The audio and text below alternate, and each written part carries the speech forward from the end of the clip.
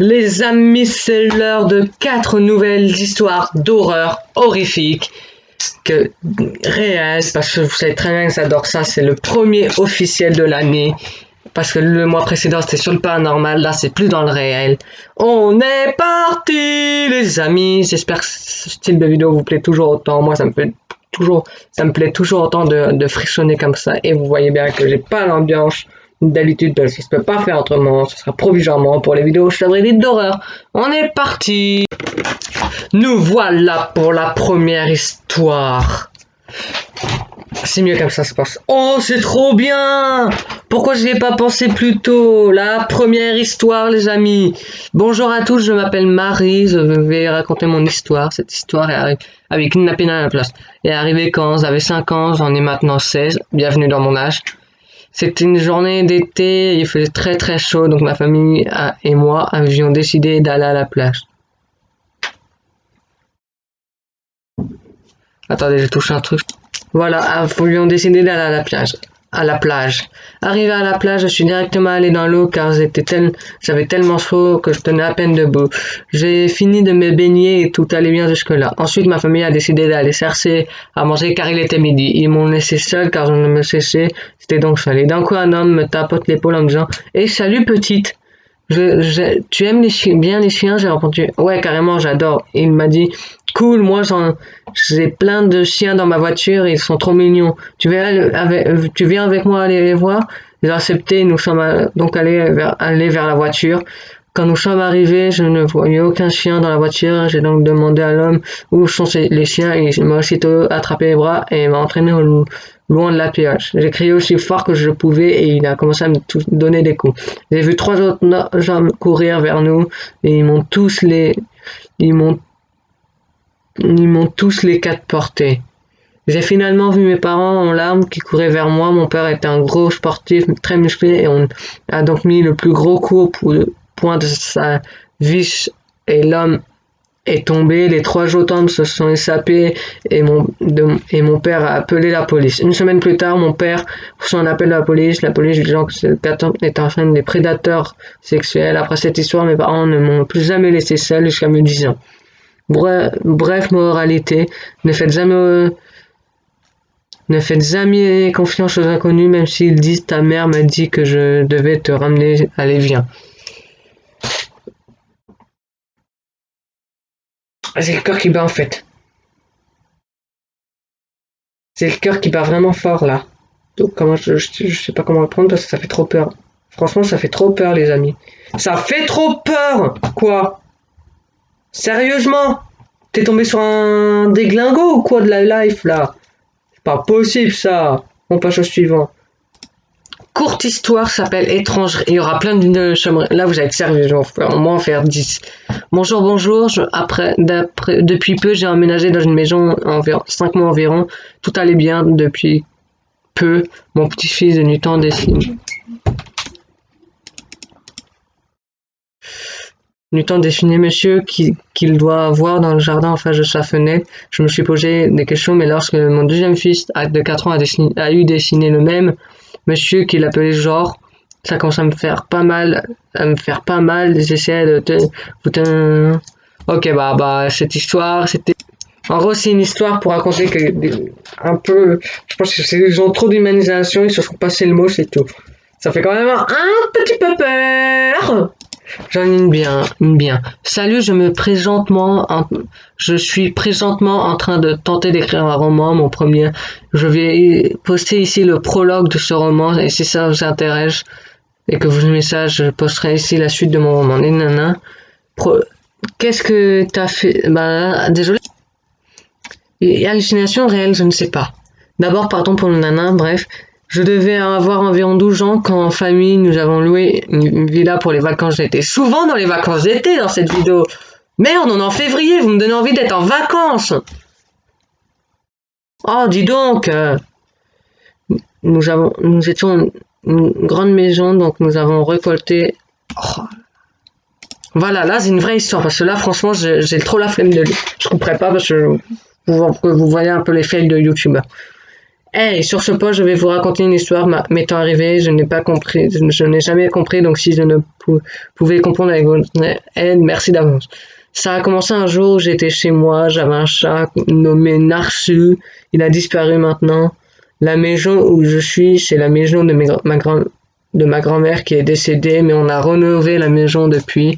Ma grand-mère avait un cousin que j'ai ensuite récupéré après son décès. Un soir, je précise qu'à ce moment-là, j'avais un lit en mezzanine. J'avais jeté mon coussin par terre, cause colère, et je suis allé dormir avec mon chat. Le lendemain matin, déjà, j'avais mal dormi, et mon chat ne se sentait pas bien. Je me réveille, et là, sous ma tête, je vois le coussin. J'étais choqué, la porte de ma chambre était ouverte, j'ai demandé à mes parents s'ils étaient entrés dans ma chambre et ils m'ont clairement dit que non.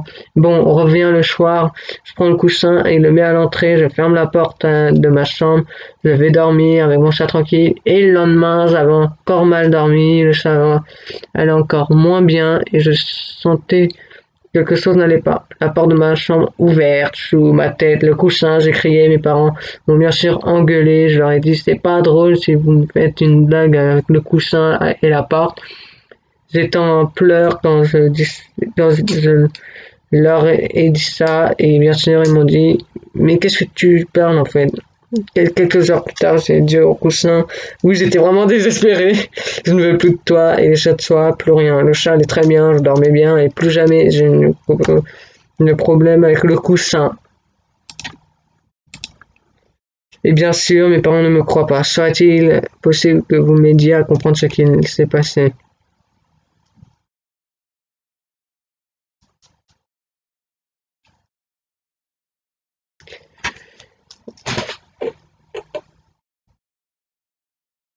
D'accord. Ok, j'ai très peur là. C'est très peur là. D'ailleurs, on va faire un truc qui s'appelle la grosse peur. On va allumer. Et je vais finir la vidéo avec la lumière parce que franchement là, j'ai pas envie que mon oreiller, si je le jette ou si je le fais tomber, que le lendemain je le retrouve sur mon lit à côté de moi tranquille. Voilà là, je peux même pas t'aider en plus. C'est très dur. J'avoue, c'est très peur au fond. Une, une histoire s'appelle Esprit. Bonjour, je vais vous raconter ma première histoire, elle est courte. J'ai un grand frère, une grande sœur et une petite sœur. Je n'ai pas connu ma grande sœur parce qu'elle est décédée lorsque j'avais 5 ans par une maladie qu'elle a attrapée.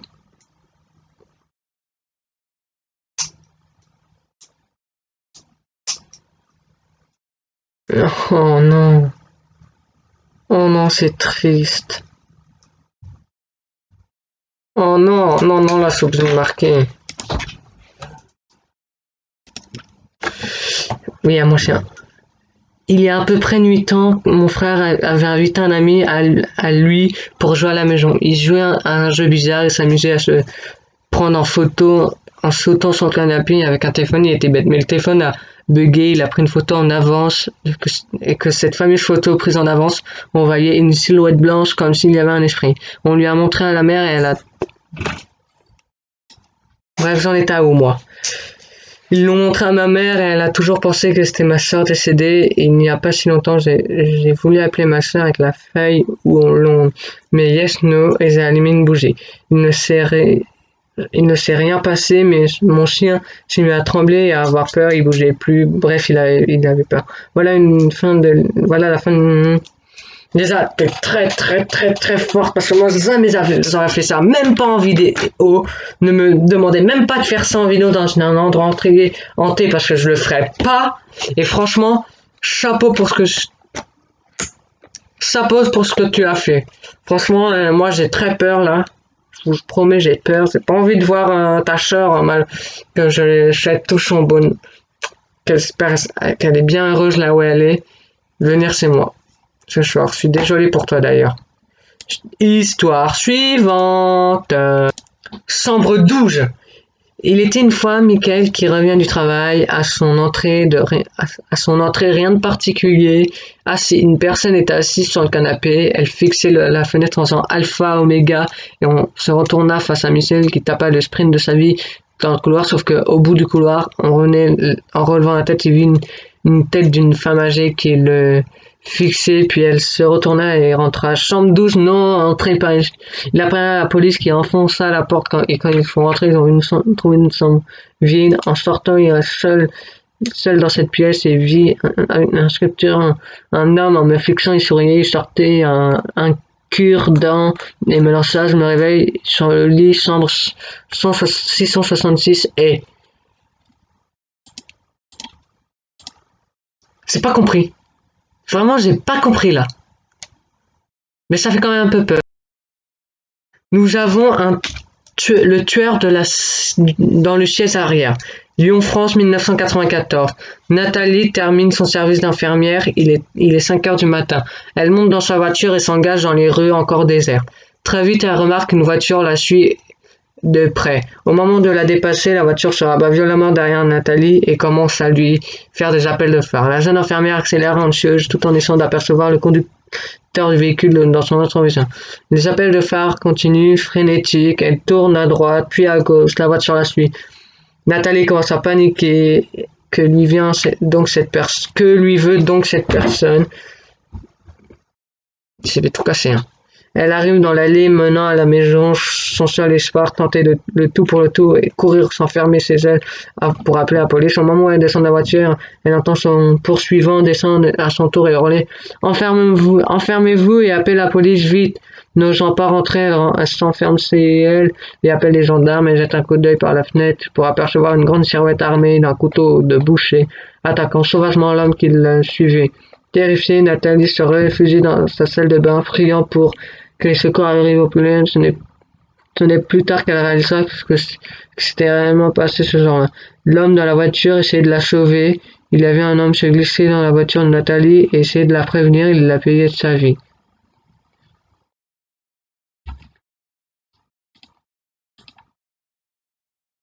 Ah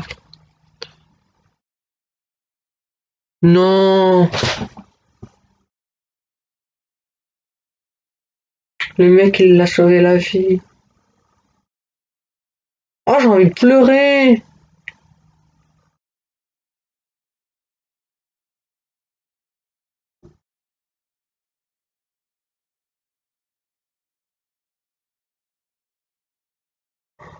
Franchement, mec, toi, t'es un bonhomme. T'as perdu la vie pour Nathalie. Franchement, c'est triste. Franchement, paix à ton âme. Paix à ton âme, je te dis. Franchement, paix à ton âme. Nous voilà à la dernière histoire de la vidéo, les amis. Ça s'appelle L'ombre. Bonjour tout le monde, j'écris pour la première fois et je vous raconter une vraie histoire qui a gâché mes nuits et mes jours aussi à tout jamais. Bon d'abord, il faut savoir que c'est une chaîne YouTube et que je fais souvent des... Non, voilà. Donc du coup un jour je faisais une vidéo sur Roblox, d'ailleurs la vidéo est postée, j'ai dû la recommencer et j'étais dans le noir, il n'y avait que la lumière de mon ordi. Mais pendant que j'enregistrais ma vidéo, je sentais du vent sur mes cheveux. Là vous allez me dire oui mais c'est juste un courant d'air, c'est rien. Mais non, parce que j'étais dans ma chambre et que ma porte et ma fenêtre étaient fermées. Donc je ressentais un vent assez fort pour faire soulever un peu de mes cheveux. Donc je lève les yeux et je sais pas si c'était mon imagination parce que je commençais vraiment à flipper. C'était pas logique d'avoir du vent dans les cheveux sans courant d'air ou si c'était vraiment vrai, mais je vous promets que c'est vrai. J'ai vu une ombre, mais cette ombre n'avait pas de forme humaine. J'ai pas réussi à déterminer la forme. Donc doucement je me lève de mon bureau, je me dirige vers l'interrupteur, mais j'étais au milieu de la chambre et quand mon ordi s'est éteint d'un coup. J'ai comme même trouvé mon chemin jusqu'à l'interrupteur et quand j'ai allumé, j'ai regardé à l'endroit où l'ombre était apparue et rien. Donc du coup, je rallume mon ordinateur et je lance une nouvelle partie et je lance le logiciel qui scream mon écran. Quand tout est prêt, je rééteins la lumière et avant de commencer la vidéo, je regarde l'endroit où il y avait l'ombre et je la vois. Donc je rallume la lumière et je vois rien. Je réessaye encore 2 ou 3 fois et je vois l'ombre quand la lumière est éteinte et quand la lumière est allumée, je vois rien. Bref, je décide de faire une vidéo avec une ombre chelou qui me fixe. J'essaie de ne pas y faire attention. D'ailleurs, quand on voit la vidéo, on sent la peur et le fait que je suis gêné avec ma voix.